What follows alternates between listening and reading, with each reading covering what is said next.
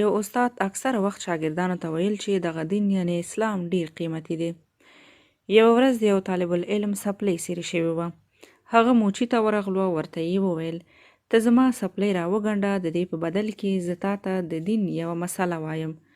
موچي ورته وویل مسله نه غواړم، ما ته پیسې راکړه. طالب العلم ورته وویل زما سره پیسې نشته. موچي په هیڅ صورت کې دا خبره نه منله او بغیر له پیسو یې څپلۍ ونه ګنډلې. طالب العلم ټوله واقعه خپل استاد ته بیان کړه او ورته یې وویل د خلکو سره د دین هیڅ قیمت نشته.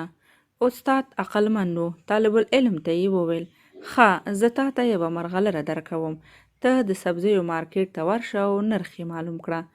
طالب العلم ملغلره د ځان سره واخیسته، د سبزیو مارکیټ ته ولاړ او له یو پلورونکي څخه یې پوښتنه وکړه د دې قیمت څو دی؟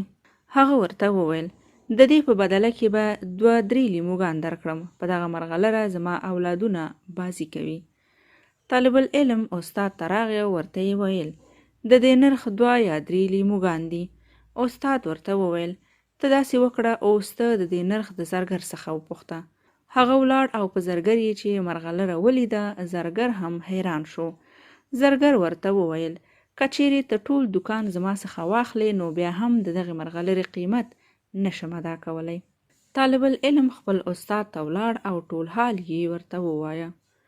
استاد ورته وویل بچیه، د هر شي قیمت د هغه په مارکیټ کې معلومیږي، د دین قیمت د الله جل جلاله په دربار کې معلومیږي، د علم قیمت یوازې اهل العلم ته معلومیږي، جاهل ته نو د دین قیمت څه معلومیږي.